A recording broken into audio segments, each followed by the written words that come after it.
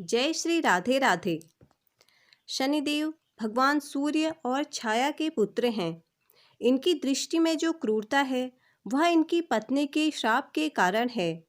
ब्रह्म पुराण के अनुसार बचपन से ही शनिदेव भगवान श्री कृष्ण के भक्त थे। बड़े होने पर इनका विवाह चित्ररथ की कन्या से कर दिया गया। इनकी पत्नी सती साध्वी और परम तेजस्विनी थी। एक बार पुत्र प्राप्ति की इच्छा से वे इनके पास पहुंची, पर ये श्री कृष्ण के ध्यान में मग्न थे। कहा जाता है कि जिस पर भी शनिदेव की बुरी नज़र पड़ जाती है उसके उल्टे दिन शुरू हो जाते हैं, और जो भी भक्त सच्चे मन से शनिदेव की पूजा करते हैं उन पर हमेशा शनिदेव की कृपा बनी रहती है। शनिदेव का व्रत करते वक्त हमें शनि चालीसा भी पढ़नी चाहिए और व्रत पूर्ण करके शनिदेव की आरती भी अवश्य करनी चाहिए। तो आइए सुनते हैं शनिदेव व्रत कथा।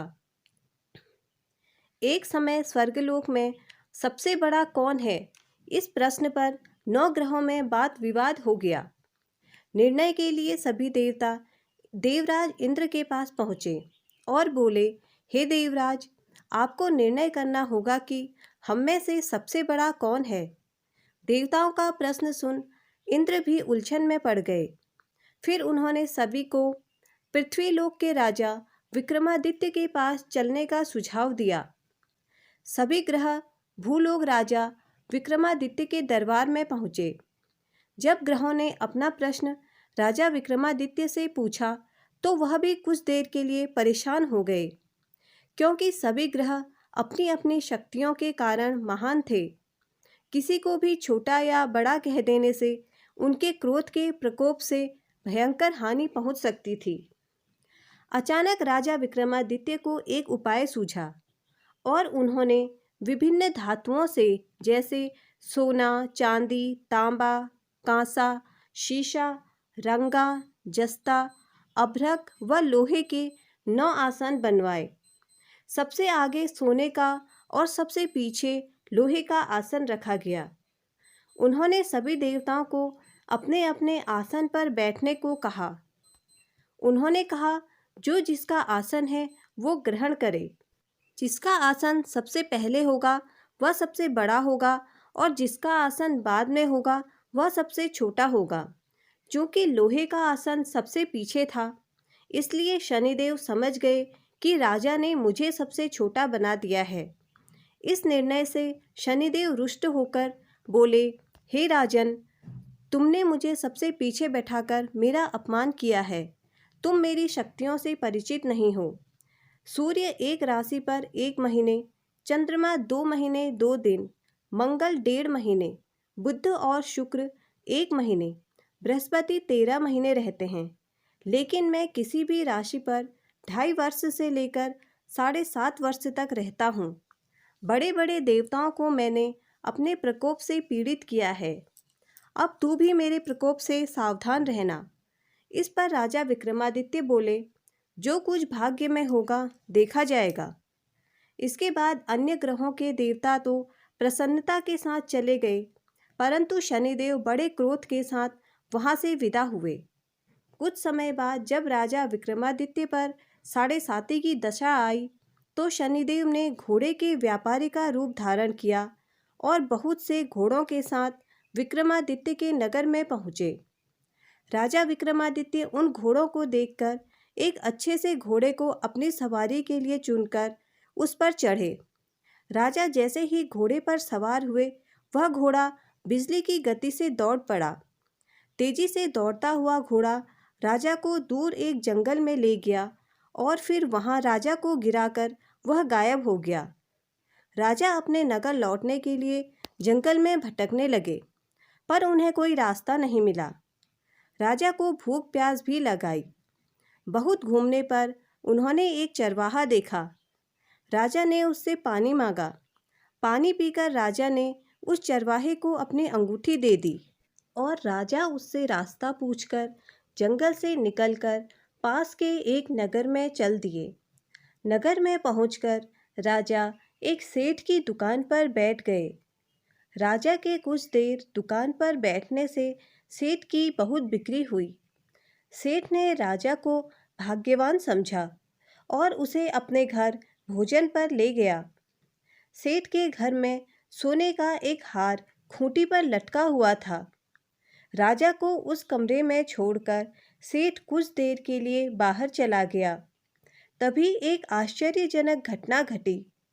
राजा के देखते देखते खूंटी सोने के उस हार को निगल गई।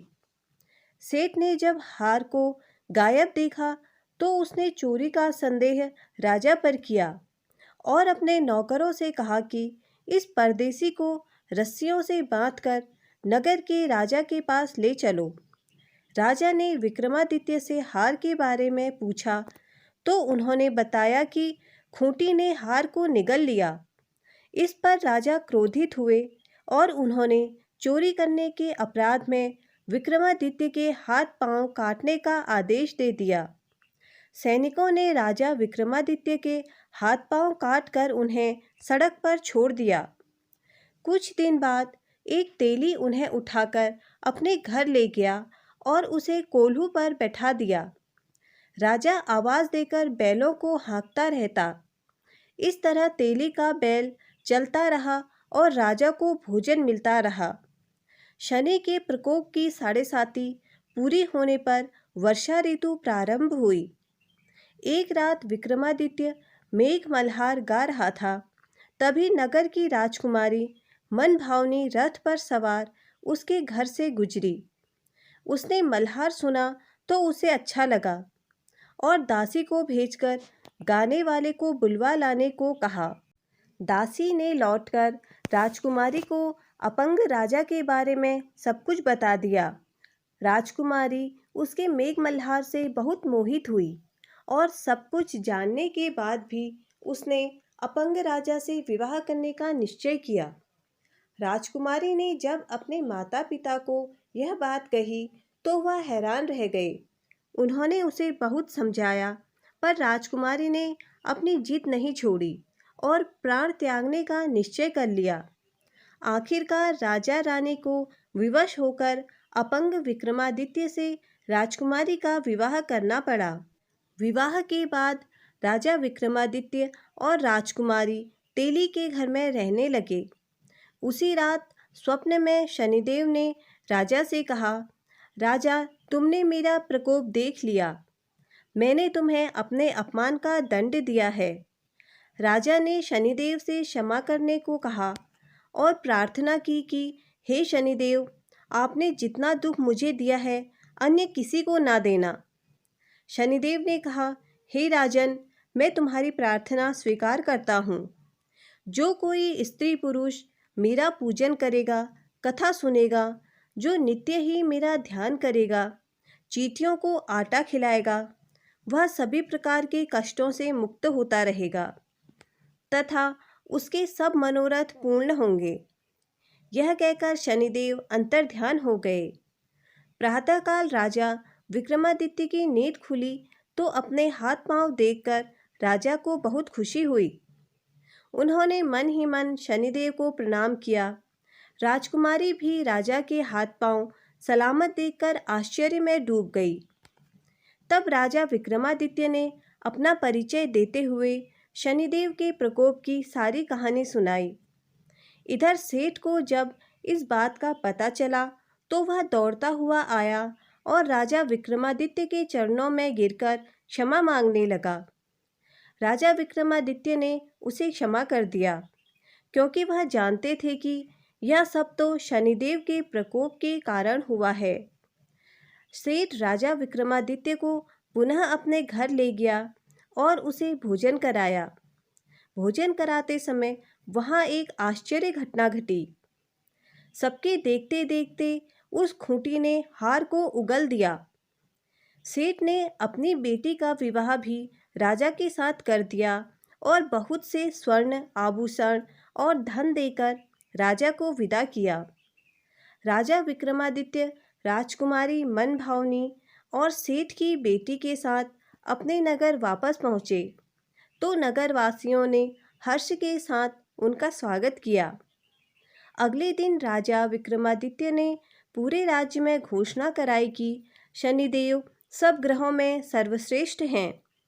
प्रत्येक स्त्री पुरुष शनिवार को उनका व्रत करें और व्रत कथा अवश्य सुने। राजा विक्रमादित्य की घोषणा से शनिदेव बहुत प्रसन्न हुए। शनिवार का व्रत करने और व्रत कथा सुनने से शनिदेव की अनुकंपा बनी रहती है और जातक के सभी दुख दूर होते हैं। इस प्रकार शनिदेव अपने भक्तों पर हमेशा अपनी कृपा दृष्टि बनाए रखते हैं। तो आइए जानते हैं शनिदेव की पूजा की विधि। काला तिल, तेल, काला वस्त्र, काली उड़द शनिदेव को अत्यंत प्रिय है। इनसे ही उनकी पूजा होती है। शनिदेव का शनि स्तोत्र पाठ अवश्य करें। शनिवार का व्रत यूँ तो आप वर्ष में किसी भी शनिवार से शुरू कर सकते हैं, परंतु श्रावण मास में इस व्रत का प्रारंभ करना अति मंगलकारी माना जाता है।